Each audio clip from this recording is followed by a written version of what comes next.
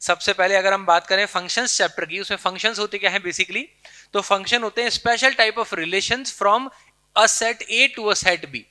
तो भाई बात ये उठती है कि भाई सबसे पहली बात तो रिलेशन क्या होता है, तो बोलेंगे रिलेशन क्या होगा, मान लीजिए आपको एक सेट ए दे रखा है यहाँ पर और एक सेट बी दे रखा है, और मान लीजिए यहाँ पर कुछ एलिमेंट है आपके पास में 1 2 3, यहाँ पर कुछ एलिमेंट है आपके पास में 2 4 6, इधर के एलिमेंट्स को अपन x बोल रहे हैं, इधर के एलिमेंट को अपन y बोल रहे हैं, और हम यहां से यहां तक एक रिलेशन एस्टेब्लिश कर रहे हैं जिससे सेट ए के एलिमेंट सेट बी के एलिमेंट से कनेक्ट होंगे। लाइक फॉर एग्जांपल हम उसको ऐसे बोल रहे हैं a related to b if 2a is equals to b, कि भाई ए बी से कनेक्टेड या रिलेटेड कब माना जाएगा, जब twice of A is equals to B होगा। तो हम बोलेंगे ठीक है भैया, उस केस में 1 किससे कनेक्ट हो जाएगा, 2 से, क्योंकि 2 इंटू 1 इज 2, 2 कनेक्ट हो जाएगा 4 से, और 3 किससे कनेक्ट हो जाएगा, 6 से। तो ये तो हुआ एक relation from set A to set B. अब रिलेशन को हम डिटेल में अभी बाद में और स्टडी करेंगे, but first we are looking at functions. तो फंक्शंस क्या होते हैं, फंक्शन ऐसे रिलेशन होते हैं जिसमें सेट ए का हर एलिमेंट कनेक्टेड होगा और सेट बी के एग्जैक्टली एक एलिमेंट से कनेक्ट होगा। जैसे कि ये जो मैंने रिलेशन बनाया है ये अपने आप में एक फंक्शन है, क्योंकि क्या होता है रिलेशंस जो होते हैं उसमें कोई रिस्ट्रिक्शन नहीं होते। कहने का मतलब ऐसा भी हो सकता है कि यहाँ के दो एलिमेंट जो हैं वो कनेक्ट ही ना हो किसी से, या ये भी हो सकता है कि एक एलिमेंट एक से ज्यादा एलिमेंट से कनेक्ट हो जाए, सब अलाउड होता है रिलेशन के अंदर। बट अगर आपको किसी रिलेशन को फंक्शन बनाना है तो उसमें ये कंडीशन होती है कि हर एलिमेंट कनेक्ट हो, ऐसा नहीं होना चाहिए कोई एलिमेंट कनेक्ट ही ना हो और एक ही एलिमेंट से कनेक्ट हो। कहने का मतलब अगर आपके सामने मैं कुछ सिनेरियोज रखूं तो ऐसा कुछ सीन रहेगा। मान लीजिए आपके पास में एक सेट है यहाँ पर ए, एक सेट है आपके पास में बी, और इस तरीके से आपने एक मैपिंग कर दी, इस तरीके से आपने इनको कनेक्ट कर दिया, यहाँ पे 3 या 4 एलिमेंट है लेटर से, ये इससे कनेक्ट हो गया, ये इससे कनेक्ट हो गया, ये इससे कनेक्ट हो गया। तो हम बोलेंगे क्या रिलेशन फंक्शन है, तो हम बोलेंगे बिल्कुल ही रिलेशन एक फंक्शन है, क्योंकि देखो हर एक एलिमेंट कनेक्ट हो रहा है और सामने वाले एक ही एलिमेंट से कनेक्ट हो रहा है। ठीक है, ये जरूरी नहीं होता कि ये दोनों अलग अलग एलिमेंट से कनेक्ट हो, जैसा कि आप देख सकते हैं मैंने दोनों को सेम एलिमेंट से कनेक्ट किया है, तो इसमें कोई इशू नहीं है। ठीक है, तो डेफिनेटली हम बोलेंगे क्या ये रिलेशन एक फंक्शन है, तो ये रिलेशन डेफिनेटली एक फंक्शन है। ठीक है, ऑन दी अदर हैंड मान लो अगर मैं इस तरीके से कुछ एरो डायग्राम बनाऊं, मान लो यहाँ पर 3 एलिमेंट हैं एंड लेटर से यहाँ पर आपके पास में 4 एलिमेंट है, ये सेट ए है सेट बी है, आप लेटर से एक रिलेशन यहाँ पे बना रहे हैं जैसे आपने यहाँ पर बनाया था, और यहाँ पर ये इससे कनेक्ट हो गया, इससे कनेक्ट हो गया और ये इससे कनेक्ट हो गया। तो अब अगर मैं आपसे इस वाले रिलेशन के लिए पूछूं तो क्या ये रिलेशन एक फंक्शन है, तो हम बोलेंगे नहीं है, क्योंकि यहाँ पे दो इश्यूज क्रिएट हो गए। कौन से दो इशू क्रिएट हो गए, एक तो देखो ये वाला एलिमेंट किसी से कनेक्ट ही नहीं हुआ, अगर कोई एक एलिमेंट कहीं कनेक्ट ही नहीं हो रहा है तो उस रिलेशन को हम फंक्शन नहीं बोलेंगे। और एक और इश्यू है यहाँ पर, आप देखिए ये वाला जो एलिमेंट है ये दो दो एलिमेंट से कनेक्ट हो गया, तो हम बोलेंगे भाई this is not allowed, this relation is not a function. ठीक है, सो this is all about the introduction of functions. एक और छोटी सी बात अगर हम करें, अगर एक रिलेशन फंक्शन है, जैसा कि यहाँ पर मैंने आपको बताया ये वाला रिलेशन फंक्शन बन रहा है, तो यहाँ पे कुछ छोटे मोटे टर्म्स भी होते हैं जो आपको ध्यान रखने चाहिए। हम इसको बोलेंगे कैसे, अब ये रिलेशन तो फंक्शन ही आ गया, let me call it F, तो इसको हम ऐसे लिखते हैं F of 1 is equals to 2, कि 1 पे हमने फंक्शन लगाया तो हमें एज एन आउटपुट क्या मिलेगा, 2 मिलेगा। ठीक है, ओके, तो इसमें जो 1 है इसको हम बोलते हैं प्री इमेज, इनपुट हो गया बेसिकली, आप समझ सकते हैं दिस इज द इनपुट, या प्री इमेज बोलेंगे। ठीक है, किसकी प्री इमेज, 2 की pre image, this is the pre image of 2। And जो 2 है इसको हम क्या बोलेंगे, इसको हम बोलेंगे इमेज ऑफ 1, ये 1 की इमेज है, 1 की इमेज इज 2, 2 की प्री इमेज इज 1। ठीक है, सो हम यहां से कंक्लूजन दे सकते हैं कि कोई भी रिलेशन फंक्शन कब होगा, जब हर एलिमेंट की एक ही इमेज होगी, ना कम ना ज्यादा। ठीक है भैया, ओके। कुछ और टर्म्स की अगर हम बात करें तो जैसा कि आप देख सकते हैं डोमेन, कोडोमेन और रेंज, एक एग्जांपल के थ्रू मैं समझाने की कोशिश करता हूं आपको। मान लीजिए आपके पास में एक सेट है लेटर से ए, यहाँ पर आपके पास में 1 4 9 है, यहाँ पर आपके पास में एक सेट है लेटर से 1 2 3 और 4 है, और यहाँ से आपने एक फंक्शन डिफाइन किया, इधर के एलिमेंट को x बोल दिया, इधर के एलिमेंट को आपने y बोल दिया, और रिलेशन आपने लिख दिया under root of x is equals to y। मतलब x और y कब कनेक्टेड माने जाएंगे, जब x का रूट y के बराबर है। तो आप नेचुरली देख सकते हैं कौन कौन किससे किससे कनेक्ट हो जाएगा। देखिए 1 का रूट 1 आता है, बिल्कुल हमने उसको कनेक्ट कर दिया, 4 का रूट 2 आएगा, 9 का रूट 3 आएगा। तो हम देख सकते हैं कि भाई ये डेफिनेटली एक फंक्शन है, क्योंकि हर एलिमेंट कनेक्ट हो रहा है सेट ए का, और एक ही एलिमेंट से कनेक्ट हो रहा है, सेट बी के सारे एलिमेंट कनेक्ट हो जरूरी नहीं है। तो यहां पर जो आपका सेट ए है ना, ये कहलाता है डोमेन। डोमेन मतलब एक तरीके से इनपुट हो गया। ठीक है, this is the domain of the function, inputs, allowed input of the function. ठीक है, उसी तरीके से जो सेट बी है आपका वो कहलाता है कोडोमेन, जो कि यहाँ पर 1 2 3 4 है। ठीक है, this is called as the domain of the function and this is called as the codomain of the function. और कोडोमेन में आप देख सकते हैं कि ये जरूरी नहीं होता कि सारे सारे एलिमेंट किसी ना किसी की इमेज हो। तो जो एलिमेंट किसी ना किसी की इमेज है वो बन जाते हैं, वो कहलाते हैं range of the function. Range मतलब एक तरीके से आउटपुट ऑफ द फंक्शन। आपने यहां पर इनपुट क्या किया 149 और आपको एज एन आउटपुट क्या मिला 123, तो हम बोलेंगे ठीक है भैया यहाँ पे डोमेन है 149, को डोमेन है 1234, मतलब एक तरीके से एक यूनिवर्सल सेट या एक अपने पास में रेजर्वायर है, टैंक है, जहां पे हमको आउटपुट मिलते हैं। ठीक है, ओके। एक और छोटी सी बात मैं आपको यहां पे बताना चाहूंगा कि ये जो मैंने आपको डेफिनेशन दिया है ये तो एक थ्योरेटिकल डेफिनेशन है कि भाई सेट ए देख लो वो डोमेन बन जाएगा, सेट बी देख लो को डोमेन बन जाएगा। अगर मैं आपको पूछूं भाई कोई फंक्शन देके बताओ इसकी डोमेन में क्या क्या हो सकता है या इसकी डोमेन क्या है, तो आप इस तरीके से थोड़ी सोचेंगे सेट की तरीके से। तो उसके लिए आपको 4-5 स्टैंडर्ड फंक्शन पता होने चाहिए और उनका नेचर पता होना चाहिए, और उसको देख के आप इजीली बता सकते हो कि आपका फंक्शन जो है वो उसका डोमेन क्या आएगा। जैसे फॉर एग्जांपल अगर मैं आपको पूछूं कि यहां पे अगर मान लीजिए मैं 16 रख देता तो क्या चलता, तो आप बोलोगे सर बिल्कुल चल जाएगा क्योंकि 16 का रूट 4 होता है और सर मुझे उसका आउटपुट मिल जाएगा सामने। क्या मैं यहाँ पे 17 रखूंगा तो चल जाएगा, बिल्कुल चल जाएगा। 17 का रूट 17 हम एग्जैक्ट आंसर नहीं निकाल सकते, बट हम जानते हैं 17 एक पॉजिटिव नंबर है, उसका स्क्वायर रूट आएगा, उसको हम आगे सामने को डोमेन में रख देते हैं। बट अगर आप सोचिए अगर मैं यहाँ पर -4 रख देता और मैं आपको बोलता कि क्या ये डोमेन में अलाउड है, आप बोलोगे सर बिल्कुल भी नहीं, क्योंकि अगर हमने -4 रख दिया और उसको रूट के अंदर पुट किया तो -4 का रूट तो रियल नंबर होता ही नहीं है, जबकि हमारा फंक्शन जो है वो रियल वैल्यूड फंक्शन की हम बात कर रहे हैं जिसमें इनपुट भी हम रियल रखेंगे, आउटपुट भी रियल रखेंगे। तो कैसे सोचा आपने इसके बारे में कि हम क्या 16 अलाउ कर सकते हैं? हम बिल्कुल 16 अलाउ कर सकते हैं, बट नेगेटिव नंबर अलाउ नहीं कर सकते क्योंकि स्क्वायर रूट है। तो जो 3-4 सिनेरियो आपको ध्यान रखने हैं वो कुछ ये हैं। एक सिनेरियो तो क्या है भाई, कभी भी आपका फंक्शन जो है वो अंडर रूट के अंदर बैठा है, जरूरी नहीं है स्क्वायर रूट हो, 4th रूट भी हो सकता है, 6th रूट भी हो सकता है, तो आपको क्या ध्यान रखना है, F X greater than equal to 0 होगा।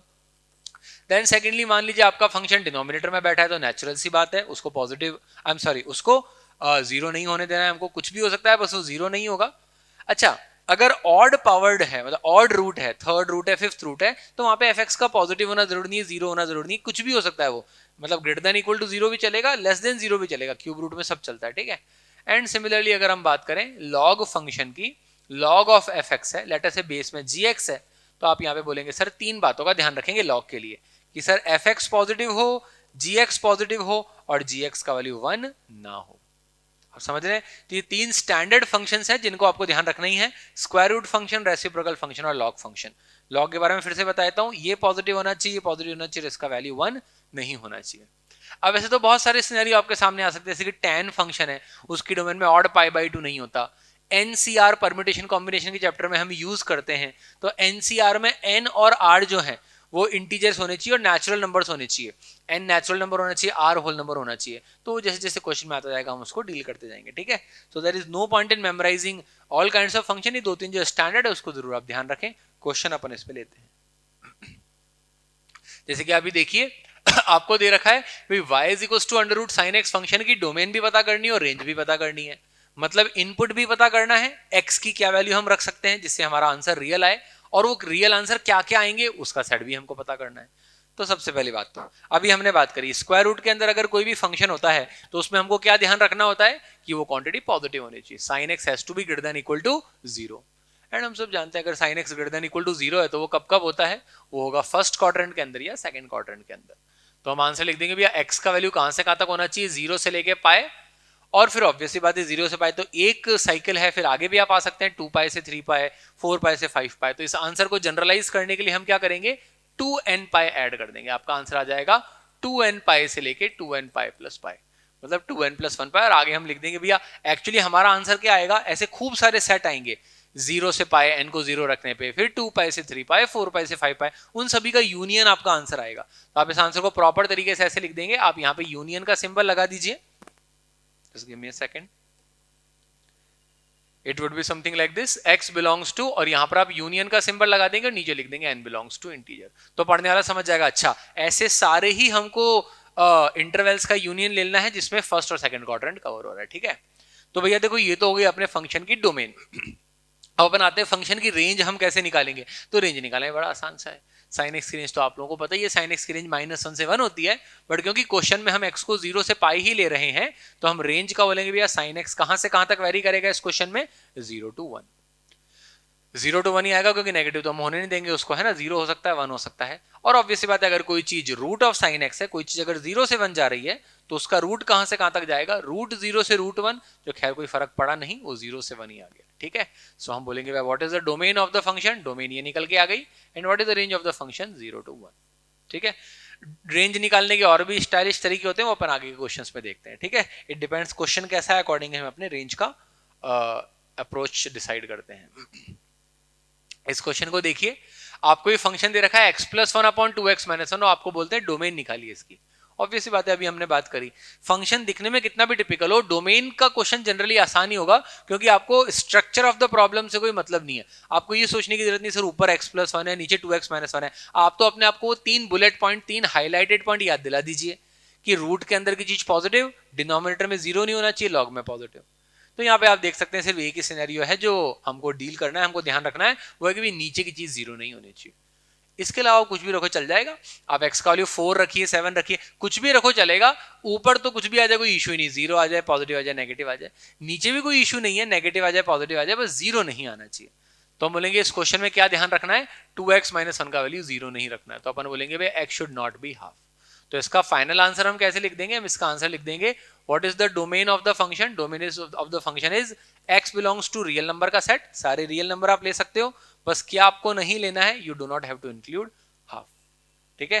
सो answer is x belongs to r minus half. और क्वेश्चन लेते हैं अपन इस पे। ये क्वेश्चन आप देखिए, इस क्वेश्चन में आपको कह रहे हैं y is equal to √3x-2 का डोमेन भी निकालना है, रेंज भी निकालना है। जस्ट जैसा भी अपन ने क्वेश्चन किया साइन का, वैसा वैसा ये क्वेश्चन है।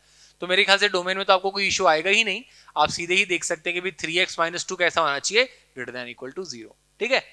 ऑब्वियसली बात है, अगर अपन बोर्ड एग्जाम में आंसर्स लिख रहे हैं, तो अगर हमारा क्वेश्चन ज्यादा नंबर का है तो उसमें हम थोड़ा सा डिटेल में भी इन चीजों को लिख सकते हैं। कैसे, मान लीजिए अगर 6 नंबर का कोई क्वेश्चन देता है, तो एग्जामिनर एक्सपेक्ट करेगा कि बच्चा सिर्फ आंसर लिख के आगे ना बढ़ जाए, तो हम क्या लिख देंगे, हम कुछ डिटेल्स भी लिख दें क्वेश्चन से रिलेटेड, जैसे कि भाई we know that √fx is real only when fx is greater than equal to 0, ठीक है। इस तरीके से एक दो स्टेटमेंट लिख दिए तो एग्जामिनर को पता रहेगा हाँ भाई बच्चा जो है he cares about the paper, और उसको इन डेप्थ नॉलेज भी है सब्जेक्ट की। इतना सा लिख दिया कि √fx में fx has to be greater than equal to 0, और फिर अपना क्वेश्चन सॉल्व करना स्टार्ट कर दिया। सो दिस इज डेफिनेटली एक्सपेक्टेड अगर आप क्वेश्चन के मार्क्स ज्यादा है तो। इन सबको ध्यान में रखते हुए चलें, ठीक है।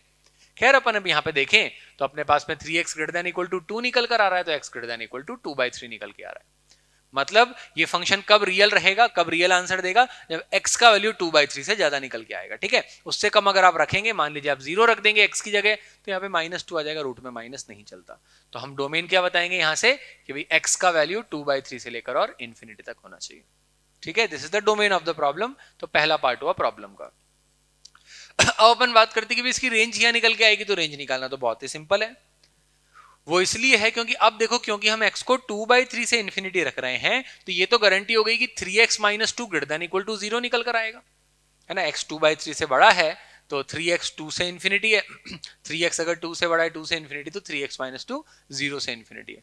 तो हम बोल रहे हैं भैया 3x-2 जो है वो 0 से इंफिनिटी आ रहा है। Now calculating the range of the function. और अभी हमने बात करी कि अगर कोई 0 से इंफिनिटी है कोई चीज, तो उसका स्क्वायर रूट अगर हम लेंगे वो भी 0 से इंफिनिटी ही आएगा, क्योंकि रूट 0 इज 0, और अगर कोई चीज इन्फिनिटी को टेंड कर रही है तो उसका स्क्वायर रूट भी इन्फिनिटी को टेंड करेगा।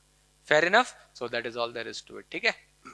ओके, और सिनेरियोज लेते हैं, बिकॉज बोर्ड्स के अंदर व्हाट इज एक्सपेक्टेड इज कि क्वेश्चंस का लेवल आपको बहुत मुश्किल नहीं आएगा, पर आपको चीजें लिखते आना चाहिए, और आपको एग्जामिनर को ये शो करना है कि आप सिर्फ आंसर निकालना नहीं जानते हैं, आपको उसके पीछे का कंसेप्ट भी पता है, ठीक है। तो जैसे कि ये वाला क्वेश्चन देखिए, आपको ये फंक्शन दे रखा है y is equal to x³ + 1, और आपको बताना है कि अगर x एक रियल नंबर है तो इसका रेंज निकाल के बताइए, ठीक है। वैसे तो x³ अपने आप में बहुत ही स्टैंडर्ड फंक्शन है, आप लोगों को उसकी रेंज याद ही रखनी चाहिए। x³ का ग्राफ भी आप लोगों को बनाते आना चाहिए। x³ का ग्राफ कैसा निकल कर आता है, अगर आप y is equal to x³ को प्लॉट करते हैं तो देखो बेसिकली x³ एक इंक्रीजिंग फंक्शन है।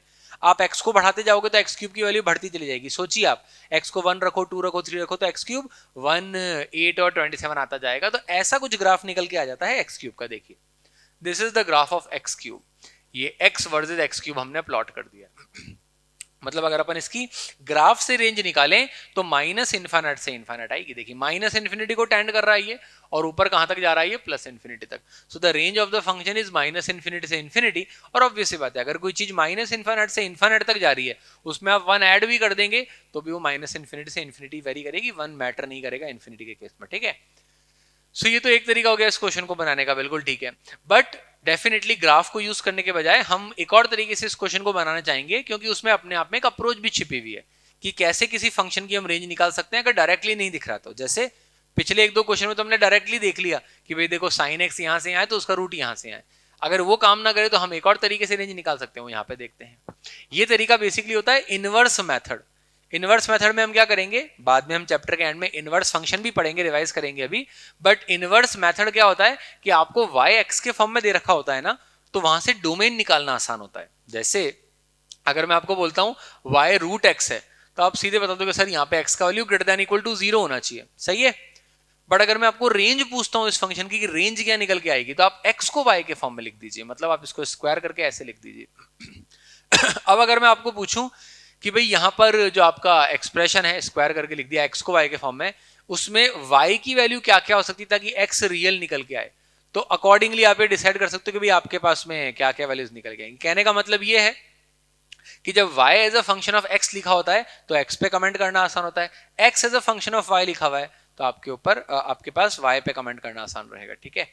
सो अगर अपन इसको अपने क्वेश्चन में लगाएं तो कैसे अप्लाई करेंगे, जैसे यहाँ पे अगर हम देखें y square is equal to x है, तो हम बोलेंगे y can take all real values, y belongs to r। फिर हम बाद में देखेंगे भाई x जो है हमारा वो रूट के अंदर है तो y पॉजिटिव होना पड़ेगा, रूट का आंसर हमेशा पॉजिटिव आता है, तो हम उसको रेस्ट्रिक्ट करके 0 से इन्फिनिटी लिख देंगे, ठीक है। तो यही वाला टेक्निक अपन अपने क्वेश्चन में लगाते हैं अगर हमको इस फंक्शन का रेंज निकालना है।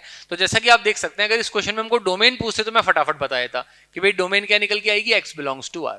x को कुछ भी रखोगे x क्यूब प्लस 1 जो है वो रियल नंबर ही आएगा। बट अगर अपन इसकी बात करें यहाँ पर y is equal to x range निकालने की, तो जो मैं आपको कह रहा हूँ वो अपन करते हैं, x को y के फॉर्म में लिखते हैं। कैसे लिखेंगे, यह आ जाएगा y minus 1 is equal to x cube, और अगर दोनों तरफ क्यूब रूट ले लेंगे तो y माइनस 1 की power 1/3 is equal to x। अब आप अपने आप से उल्टा क्वेश्चन पूछिए कि y की ऐसी कौन सी वैल्यूज में रख सकता हूं जिसके लिए x रियल निकल के आएगा। तो आप बोलेंगे सर देखो बड़ा सिंपल है, क्योंकि अभी हमने बात करी भाई क्यूब रूट के अंदर तो सब चलता है, जीरो भी चलता है, पॉजिटिव भी चलता है, नेगेटिव भी चलता है। अगर आप यहाँ पे नेगेटिव भी रख देंगे तो भी x रियल आएगा, -8 का क्यूब रूट भी आप निकालेंगे -2 आ जाएगा, पॉजिटिव नंबर भी चलेगा और जीरो भी चलेगा। तो हम बोलेंगे सर यहाँ पे कोई इशू ही नहीं है, y can be real number, मतलब रेंज आ गया y belongs to r, you can take any real value for y, वही रेंज आ जाएगा। So this is the inverse method, definitely आप याद रखें, कई क्वेश्चन में आपको हेल्प करेगा। रेंज निकालना है अगर आपको तो आप x को y के फॉर्म में लिख दें और वहां से y पे कमेंट कर दें, ठीक है, okay. Moving forward with the classification of function, again बहुत ही इंपॉर्टेंट टॉपिक, एनसीईआरटी के अंदर क्लासिफिकेशन, 4 तरह की क्लासिफिकेशन होती है फंक्शन की, 1 1, मैनी 1, इनटू एंड ऑनटू, ठीक है। तो वो हम देखना चाह रहे हैं और कैसे अपन 1 1 मैनी 1 और इनटू ऑनटू में डिफरेंशिएट करेंगे क्वेश्चन में, ठीक है। तो सबसे पहली बात तो भाई होता क्या है 1 1 मैनी 1 इनटू ऑनटू फंक्शन। तो सबसे पहले 1 1 function, what is a 1 1 function. 1 1 function का मतलब होता है, पहली बात तो 1 1 फंक्शन को हम इंजेक्टिव फंक्शन भी बोलते हैं, इंजेक्टिव फंक्शन, ठीक है। और 1 1 जैसा कि आपको नाम से समझ में आ रहा होगा, एक ऐसा फंक्शन जिसमें हर एलिमेंट की अलग अलग इमेज होती है। मतलब अगर यहाँ पे मान लीजिए 3 एलिमेंट आपके पास में है और लेटर से यहाँ पे आपके पास में 4 एलिमेंट हैं, तो इस तरह का कुछ कनेक्शन होगा, A1 B2 से कनेक्टेड है, A2 B3 से और A3 B1 से, 1 to 1 करस्पॉन्डेंस है, 1 to 1 मैपिंग है, हर एलिमेंट की अलग अलग इमेज है। आप एलिमेंट बदलेंगे तो इमेज बदल जाएगी, ठीक है। So such a function is called as a 1 1 function. Obvious ही बात है, इसका उल्टा भी आपके दिमाग में आ रहा होगा, which is many 1 function. What is a many 1 function, एक ऐसा फंक्शन जिसके अंदर कम से कम 2 ऐसे एलिमेंट हैं सेट ए में जिनका एक ही इमेज है, ऐसा कुछ सीन होगा।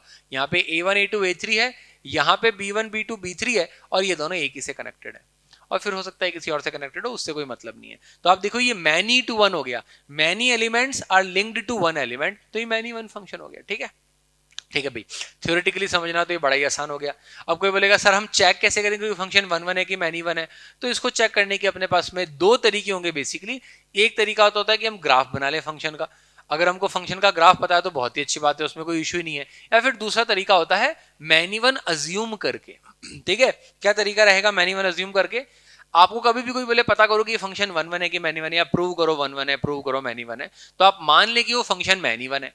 मैनी वन मानने का मतलब आप ये मान लें कि दो इनपुट पे उसका आउटपुट सेम निकल के आता है। मान लें कि भाई x1 और x2 के आउटपुट fx और fx2 इक्वल है, ठीक है, तभी वो मैनी वन हो गया, दो इनपुट पे आउटपुट सेम।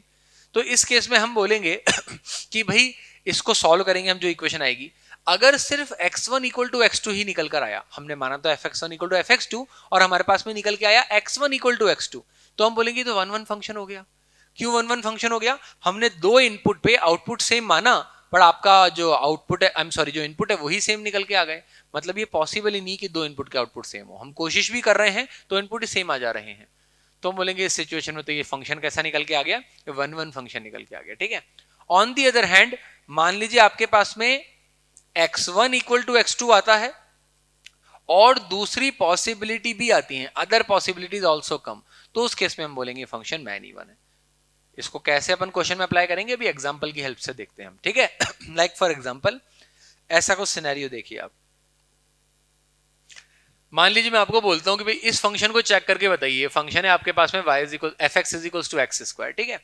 तो हम मान लेते हैं भैया कि ये फंक्शन जो है ये मैनी वन फंक्शन है, मतलब दो इनपुट पे इसका आउटपुट सेम निकल के आ रहा है, मतलब x1 square is equals to x2 square है। x1 square equal to x2 square का मतलब क्या हुआ? या तो x1 इक्वल टू x2 है या फिर x1 is equals to minus x2 है।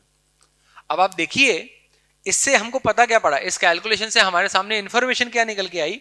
वो इंफॉर्मेशन ये निकल के आई है कि अगर आप x1 इक्वल टू x2 लोगे तो भी आउटपुट सेम आएंगे। देखो वो तो आने ही है, दो अगर इनपुट सेम है तो आउटपुट भी सेम ही आएगा, ठीक है। और अगर x1 x2 अपोजिट साइन के हैं तो भी fx1 इक्वल टू fx2 निकल के आएगा, मतलब 4 और -4 पे आउटपुट सेम आएगा, 6 और -6 पे आउटपुट सेम आएगा। और इससे क्या पता पड़ा? अगर दो इनपुट पे आउटपुट सेम आ रहा तो फंक्शन वन वन हुआ कि many one? Definitely many one. तो हम बोलेंगे कि कभी भी इस तरह की इक्वेशन को सॉल्व करके ये तो आ ही रहा है, साथ में कुछ और भी पॉसिबिलिटी आती है, तो हमारा फंक्शन कैसा निकल के आ जाएगा? Many one. So this is one good way and reliable way of checking weather a function is one one और मैनी वन, ठीक है।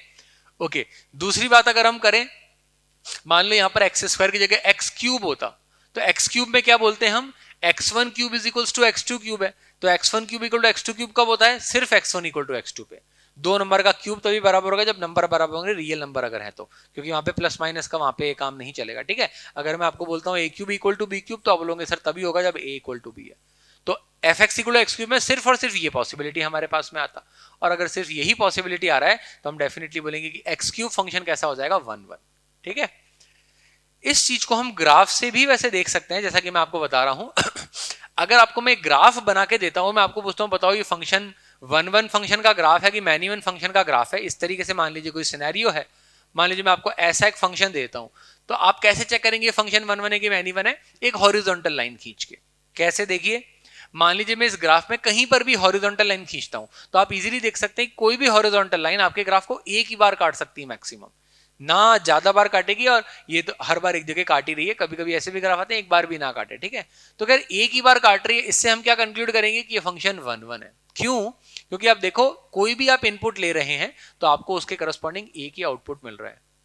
मान लो कहीं और आप लाइन खींचते हैं तो कोई भी आप आउटपुट लेते हैं, सॉरी उल्टा सोचें, तो करस्पॉन्डिंग उसके एक ही इनपुट मिल रहा है। कहने का मतलब every output is being obtained only at one input, तो ऐसा फंक्शन क्या हो गया? One one. This is definitely the graph of a one one function. And obvious सी बात है, आप सोचिए अगर आप एक ऐसा ग्राफ बनाते हैं जिसको एक हॉरिजॉन्टल लाइन दो बार काट जाए, एक भी हॉरिजॉन्टल लाइन दो बार काट जाए, मान लीजिए साइन एक्स का ही ग्राफ है, तो इससे आप क्या कमेंट करेंगे? डेफिनेटली मैनी वन फंक्शन है, क्योंकि हॉरिजॉन्टल लाइन ग्राफ को दो बार काट रही है। इससे क्या इंडिकेट होता है कि भाई एक ही आउटपुट आपको बार बार अलग अलग इनपुट्स पे मिल रहा है। Are you getting the point of it? So this is the second way of checking the one one many one differentiation. बाकी basically जो better तरीका है वो fx1 equal to fx2 है, that will always be reliable, ठीक है। Okay, जो second category है, मतलब जो थर्ड और फोर्थ कैटेगरी है, सेकंड टाइप ऑफ कैटेगरी है, वो है इनटू ऑन टू फंक्शन। वो आपस में कनेक्टेड है, जैसे वन वन मैनी वन आपस में एक दूसरे के अपोजिट होते हैं, इनटू ऑन टू आपस में एक दूसरे के अपोजिट होते हैं। तो भैया ऑन टू फंक्शन क्या होता है? ऑन टू फंक्शन को हम सर्जेक्टिव फंक्शन भी कहते हैं। वन वन को बोलते हैं इंजेक्टिव, इसको बोलते हैं सर्जेक्टिव। मैनी वन का और इनटू का कोई नाम नहीं होता। तो what is an onto function? जिसमें कोडोमेन और रेंज बराबर होते हैं। कोडोमेन और रेंज बराबर होने का मतलब क्या होता है कि भैया यहाँ के सारे एलिमेंट कवर हो जाएंगे, मतलब ऐसा कोई भी एलिमेंट नहीं होना चाहिए सेट बी के अंदर जो किसी भी एलिमेंट की इमेज ना हो। ठीक है, तो हम यहां पर डेफिनेशन क्या देंगे, codomain is equals to range. ठीक है, तो फिर कोई फंक्शन ऑन टू है कि नहीं, इसको पता करने का तरीका भी क्या रहेगा, बड़ा ऑर्डिनरी है। हम क्या बोलेंगे, यार इस फंक्शन की रेंज निकाल लो, रेंज निकालने के तरीके हमको आते ही हैं, और कोडोमेन जो क्वेश्चन में दे रखी है उससे कंपेयर करो और देखो कि मैच कर रही है क्या। अगर कोडोमेन बराबर आ रही रेंज के तो फंक्शन हो जाएगा ऑन टू। और मान लीजिए कि अगर कोडोमेन बड़ी आ रही है, मतलब रेंज जो है थोड़ी सी छोटी रह जा रही है, कोडोमेन के कुछ एलिमेंट्स कवर नहीं कर पा रही है रेंज, तो ऐसे फंक्शन को हम बोल देंगे इनटू फंक्शन। इनटू फंक्शन का मतलब मान लीजिए ये सेट ए है और ये सेट बी है, ऐसा कुछ आ जाएगा, A1 A2 लेटर से A3 और ये सारे के सारे लेटर से B1 से कनेक्ट हो गए और B2 अकेला रह गया, तो हम बोलेंगे this function is an into function. Into मतलब जिसमें पूरे पूरे एलिमेंट कवर नहीं हो पाए, कोई ना कोई एलिमेंट खाली रह गया बेसिकली। आप समझ रहे मेरी बात को? Okay, let us move on with the questions. Questions करते हैं अपन इसके ऊपर। एक बार मैं समराइज कर देता हूं वन वन मैन्युअल चेक करने के तरीके। अगर आपको वन वन मैन्युअल चेक करना है तो एक तरीका क्या रहेगा, fx1 इक्वल टू fx2 आप अज्यूम कर लीजिए, late fx1 equal to fx2। मान लिया कि भाई दो इनपुट पे आउटपुट सेम आ रहा है, और फिर इसको सॉल्व करके देखिए कि क्या आ रहा है आपके पास में। अगर सिर्फ x1 इक्वल टू x2 आ रहा है तो आप बोल देंगे आपका फंक्शन कैसा है, 1 1। ठीक है, अदरवाइज का मतलब x1 इक्वल टू x2 तो आएगा ही आएगा, दो इनपुट का आउटपुट अगर इनपुट सेम है तो आउटपुट सेम आएगा, वो तो आएगा ही आएगा पॉसिबिलिटी, और दूसरी पॉसिबिलिटी भी अगर आ रही है तो अपन बोलेंगे आपका फंक्शन कैसा है, many one. And second way to check is graph, और ग्राफ से हम ऐसे ही बोल सकते हैं बेसिकली कि भाई dy by dx की हेल्प ले सकते हैं। भाई कैसे dy by dx की हेल्प ले सकते हैं, कैसे हम पता कर रहे हैं कोई फंक्शन 1 1 है कि मैनी वन है। अगर आपका ग्राफ इंक्रीज ही होता चला जा रहा है तो वो 1 1 है, अलग अलग इनपुट पे अलग अलग आउटपुट आएंगे। डिक्रीज ही होता चला जा रहा है तो भी 1 1 है, क्योंकि आप अलग अलग आउटपुट लेंगे तो एक ही इनपुट पे मिलेगा आपको। ठीक है, इनपुट बदलेंगे तो आउटपुट बदलेगा। ठीक है, आप इसको हॉरिजॉन्टल लाइन टेस्ट से भी देख सकते हैं। और अगर किसी फंक्शन में इंक्रीज होकर डिक्रीज हो रहा है नेचर, तो वो मैनी वन हो जाएगा। क्यों मैनी वन हो जाएगा, क्योंकि आप देख सकते हैं इसमें कई सारे इनपुट पे आउटपुट सेम आएंगे, जैसे कि ये है अलग अलग एक्स पे आपके पास वाई का वैल्यू सेम निकल के आ रहा है। हॉरिजॉन्टल लाइन टेस्ट भी है या डेरिवेटिव का टेस्ट भी है। तो सर इसमें डेरिवेटिव का क्या रोल आ गया, बिल्कुल आ गया। कोई फंक्शन अगर इंक्रीजिंग होता है तो डेरिवेटिव कैसा होता है, ऑलवेज पॉजिटिव। जीरो भी हो सकता है पर जीरो किसी एक पॉइंट पे होना चाहिए, पूरे इंटरवल में नहीं होना चाहिए। अगर कोई फंक्शन डिक्रीजिंग है तो डेरिवेटिव कैसा हो जाएगा, less than equal to zero. और अगर एक फंक्शन ऐसा है जिसका डेरिवेटिव थोड़ी देर के लिए पॉजिटिव है, थोड़ी देर के लिए नेगेटिव है, अब देखिए फंक्शन डिक्रीज कर रहा है, दिस फंक्शन इज डिक्रीजिंग, और फिर थोड़ी देर के लिए पॉजिटिव हो जाता है, तो अपन बोलेंगे यार ये फंक्शन तो डिक्रीज करके इंक्रीज कर रहा है या इंक्रीज करके डिक्रीज कर रहा है, तो ये मैनी वन हो जाएगा। ये दो या तीन तरीके आपके पास में, ग्राफ और डेरिवेटिव का तरीका तो लगभग सेम ही है। ठीक है सर, इनटू ऑन टू कैसे चेक करते हैं, तो इनटू ऑन टू चेक करने का तो कोई अपने पास स्पेशल तरीका होता ही नहीं है, जरूरत भी नहीं है उसकी, क्योंकि इनटू या ऑन टू का मतलब ही क्या होता है, कोडोमेन और रेंज बराबर है कि नहीं है। तो आप कोडोमेन मतलब रेंज निकालिए और उसको कोडोमेन से कंपेयर कर लीजिए और देख लीजिए कि भाई वो इक्वल आ रहे हैं कि नहीं आ रहे हैं। अगर इक्वल आ रहे हैं तो उस केस में हम बोलेंगे कि भाई ठीक है ऑन टू हो गया, अदरवाइज इनटू हो जाएगा। ठीक है, तो क्वेश्चन में अप्लाई करते हैं सारे फंडे। आप देखिए आपको फंक्शन दे रखा है 3x प्लस एक्स क्यूब, और r से r रियल नंबर के सेट से रियल नंबर के सेट पे डिफाइन कर रखा है 1 1 many one into onto बताना है। तो भाई सबसे पहले तो अपन इसका 1 1 मैनी वन चेक करते हैं। तो हम क्या करेंगे, डिफरेंशिएट कर दिया जाए इसको। डिफरेंशिएट करेंगे तो कितना निकल के आएगा, 3 प्लस 3x स्क्वायर, और आप देख सकते हैं कि जो 3 प्लस 3x स्क्वायर है ये ऑलवेज पॉजिटिव है। और आप सोचिए अगर किसी फंक्शन का डेरिवेटिव ऑलवेज पॉजिटिव है तो आपका फंक्शन कैसा निकल के आएगा, हमेशा इंक्रीजिंग। और अगर फंक्शन हमेशा इंक्रीजिंग निकल के आएगा तो डेफिनेटली फंक्शन 1 1 हो जाएगा कि मैनी वन 1 1 हो जाएगा, क्योंकि इंक्रीजिंग का मतलब ही क्या है, आप इनपुट बढ़ाएंगे तो आउटपुट बढ़ता चला जाएगा। मतलब कभी भी ऐसा नहीं होगा कि दो इनपुट के आउटपुट सेम आएंगे तो फंक्शन को 1 1 ही होना पड़ेगा। ठीक है, okay. Now coming to into and onto, कि सर ये फंक्शन इनटू होगा कि ऑन टू होगा, तो इसका रेंज निकाल लेते हैं। अभी हमने डिसाइड किया, अभी हमने पता किया कि हमारा फंक्शन ऑलवेज इंक्रीजिंग है, तो ये तो बहुत बड़ा अपने लिए एडवांटेज है ना। जब पता ही पड़ चुका है फंक्शन इंक्रीजिंग है तो हमको पता है कि भाई अगर अपन इसमें x को इन्फिनिटी ले जाएंगे तो ये इन्फिनिटी को टेंड करेगा, माइनस इन्फिनिटी ले जाएंगे तो ये माइनस इन्फिनिटी को टेंड करेगा। अगर इसका ग्राफ बनाते हम तो it would be something like this. आप इस तरीके से इसका ग्राफ निकल के आएगा। आप देखें अगर आप x को इन्फिनिटी ले जाएंगे तो आपका y भी इन्फिनिटी जाएगा क्योंकि इंक्रीजिंग फंक्शन है, और आप अगर x को माइनस इन्फिनिटी ले जाएंगे तो आपका y भी कहाँ जाएगा, माइनस इन्फिनिटी। तो हम देख सकते हैं इस फंक्शन की रेंज भी r निकल के आ रही है, दैट मीन डेफिनेटली फंक्शन कैसा है, it's an onto function. तो ये फंक्शन 1 1 भी है और ऑन टू भी है। अगर हम इसको दूसरे शब्दों में बोलें तो ये इंजेक्टिव भी है और सरजेक्टिव भी है। तो ये फंक्शन कैसा हो गया? बाइजेक्टिव, बाइजेक्शन या बाइजेक्टिव, ठीक है। It is injective as well as surjective. आगे बढ़ते हैं, ये क्वेश्चन देखते हैं।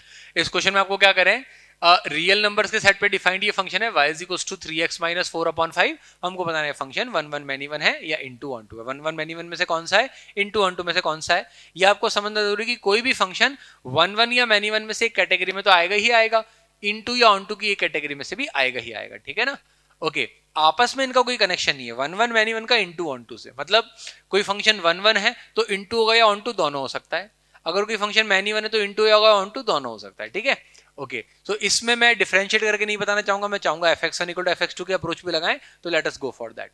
1 1 मैनी 1 पता करना है तो क्या करते हैं, मान लेते हैं कि ये मैनी 1 फंक्शन है, मान लेते हैं कि भाई fx1 is equal to fx2 है x1 x2 के लिए। इसको सॉल्व करते हैं हम, just please pardon me once. तो यहां से आपके पास में कितना निकल के आएगा, देखिए ये निकल के आ जाएगा 3x1 minus 4 divided by 5 is equals to 3x2 minus 4 divided by 5। आप देख सकते हैं 5 से 5 कैंसिल हो गया, 4 से 4 हो जाएगा, 3x1 इक्वल टू 3x2 निकल के आ जाएगा, तो x1 इक्वल टू x2 निकल के आ जाएगा। और ये एकमात्र पॉसिबिलिटी आने का क्या इंडिकेशन हुआ, इससे क्या मतलब निकला कि ये फंक्शन 1 1 है। मतलब हमने कोशिश करी कि दो इनपुट का आउटपुट सेम माने, तो इनपुट ही सेम निकल के आ गए, तो हम बोलेंगे भैया ये फंक्शन तो डेफिनेटली 1 1 फंक्शन निकल के आ रहा है, there is no issue with that. ठीक है, अब बात करते हैं सर ये फंक्शन इनटू है कि ऑन टू है, तो अगेन इसका रेंज निकाल लेते हैं। तो आप देख सकते हैं तो यार स्ट्रेट लाइन है यार, this is y is equal to mx plus c nature, m इसका स्लोप पॉजिटिव है और c इसका माइनस 4/5 है। अगर आप इसका ग्राफ ही बना के देख लेते हैं स्ट्रेट लाइन का, तो it would be something like this, 0 पे माइनस 4/5 वैल्यू आ रहा है, ऐसा कुछ निकल के आएगा। हमारे जो काम की बात है वो तो ये आप देख सकते हैं, जैसे जैसे आप x को बढ़ा रहे हैं फंक्शन इन्फिनिटी को जा रहा है आउटपुट मतलब, और पीछे ले जा रहे हैं तो माइनस इन्फिनिटी को जा रहा है। तो डेफिनेटली अगर फंक्शन का रेंज लिखें तो y बिलोंग्स टू r आएगा, y का जो रेंज आएगा वो r आएगा, ऑल रियल नंबर, इसलिए हमारा फंक्शन कैसा हो जाएगा, on to.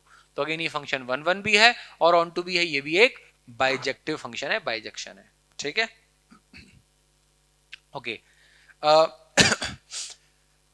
After 1 1 many 1 into 1 2 let us come to composite function. What is a composite function? जैसे कि आपको नाम से भी समझ में आ रहा है, composite function या composition मतलब combination of function।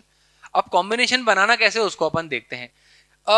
Basically composite function का मतलब हो गया कि आपको अगर मान लो एक फंक्शन इस तरीके से दे रखा है, लेट अस एक फंक्शन आपके पास में x स्क्वायर और एक फंक्शन आपके पास में gx is equal to sin x, और मैं आपको बोलता हूं इनको कंबाइन करो, तो या तो आप f of gx बना सकते हो या आप g of fx बना सकते हो। कहने का मतलब f of gx का मतलब जहां f में x लिखा हुआ है वहां पे आप gx लिख देंगे, मतलब जहां f में x लिखा हुआ है वहां पे आप gx मतलब sin x लिख देंगे, तो ये फंक्शन बन जाएगा sin x का होल स्क्वायर या sin स्क्वायर x। और g of fx अगर आप बनाएंगे तो क्या निकल कर आएगा, जहां g में x लिखा हुआ है, जहां g में x लिखा हुआ है वहां पे आप लिख देंगे fx, fx मतलब x स्क्वायर, तो ये हो जाएगा sin of x square. Minor सा डिफरेंस है पर बहुत बड़ा चेंज आ गया फंक्शन के अंदर। आप देखिए एक है sine square x, sine x का स्क्वायर, एक है साइन ऑफ एक्स स्क्वायर, ठीक है। सो this is basically the meaning of composite function. ये तो एग्जांपल के थ्रू हुआ, अगर हम इसको सेट की लैंग्वेज में या एरो डायग्राम की लैंग्वेज में देखें तो this is what is happening basically. आप इसको ऐसे सोचिए कि आपके पास में एक नंबर था a, x है या y है या a है, आपने पहले उस पर क्या करा, पहले उस पर g एक फंक्शन लगा दिया, ठीक है, आपने उस पर फंक्शन लगा दिया g, उससे आपके पास कुछ आउटपुट आया, लेटर से GA बन गया वो, और जो आपके पास में नया आउटपुट आया आपने उसे फिर से एक नया फंक्शन लगा दिया f, तो आपके पास फाइनल आउटपुट क्या निकल कर आ गया, f of GA। So basically composite function क्या होते हैं, किसी भी नंबर को पकड़ा, उस पर एक फंक्शन लगाया, जो आउटपुट है उस पर दूसरा फंक्शन लगाया, और आप ये कितनी बार भी कर सकते हैं, ठीक है। तो इसको लिखने का जो तरीका होता है वो ऐसा होता है, f ऑफ g या FOG ऑफ x, FOG मतलब f ऑफ gx, ठीक है। ये एग्जाम्पल भी आपको इजीली ये इलस्ट्रेट कर रहा होगा कि f ऑफ gx और g ऑफ fx सेम नहीं होते, किसी पर्टिकुलर केस में आए तो अलग बात है, इन जनरल फॉग और गॉफ अलग अलग फंक्शन होते हैं, f ऑफ gx कुछ और आउटपुट देगा, g ऑफ fx कुछ और आउटपुट देगा, ठीक है। कुछ क्वेश्चन लेते हैं अपन इसके ऊपर। क्या ध्यान रखना पड़ेगा अपने को, देखिए इसके अंदर, जैसे कि ये क्वेश्चन देखिए, काफी अच्छा ही सवाल आपको दे रखा है, आपको f ऑफ fx फंक्शन बनाना है, ठीक है। कंपोजिट फंक्शन है f का खुद ही के साथ फॉर दिस फंक्शन, ठीक है। कहने का मतलब एक फंक्शन है उसमें x की जगह fx ही लिख देना है। चलिए करते हैं अपन ये काम। तो what will be f of fx, आप तो सिंपली x की जगह लिख दीजिए fx, ठीक है, x की जगह fx लिख दिया। ठीक है। अच्छा क्या निकल के आएगा यहां से आप देखिए, F x, what is F x, वापस वैल्यू पुट कीजिए इसकी, और आई एम सॉरी एक्स का क्यूब आएगा तो एफ एक्स का यहाँ पे क्यूब आएगा, आप देखिए एफ एक्स का आएगा क्यूब, ठीक है। तो एफ एक्स का क्यूब लिखेंगे कितना बन जाएगा, एफ एक्स है 3 माइनस एक्स क्यूब की पावर 1/3, और इस पूरे का अपन क्या कर देंगे क्यूब, और इस पूरे की पावर अपन क्या लगा देंगे 1/3, ठीक है। मतलब बेसिकली मैंने क्या करा, एफ एक्स लिख दिया और इसका क्यूब कर दिया और पूरी पावर 1/3। तो आप देख सकते हैं उन दोनों ने एक दूसरे को नलीफाई कर दिया। नलीफाई करने का मतलब ये 1/3 और ये 3 है, ये कट के पावर एज इट इज 1 बन गई। तो ये 3 माइनस एक्स क्यूब आ गया और पावर 1/3 आ गई। अब देख ही सकते हैं आपके सामने बड़ा सिंपल सा कैलकुलेशन आ गया, 3 से 3 कैंसिल हो गया, अंदर आ गया एक्स क्यूब की पावर 1/3, आंसर कितना निकल के आ जाएगा एक्स। मतलब बेसिकली जो कंपोजिट फंक्शन हम ढूंढना चाह रहे हैं एफ ऑफ एफ एक्स, वो कितना निकल के आ गया, that turns out to be x। Actually अभी हम बाद में इनवर्स फंक्शन पढ़ेंगे, तो एक्चुअली ये अपने आप में काफी स्पेशल फंक्शन है, ये खुद ही का इनवर्स है, f of F x x. किसी आप सोचिए ना, एक नंबर पे आपने एफ एक्स लगाया और फिर से उस पे f लगा दिया, फिर से x पे पहुंच गए, इसका मतलब वो फंक्शन कैसा हो गया, it is an inverse function of itself, ठीक है। तो will talk about it later in more detail.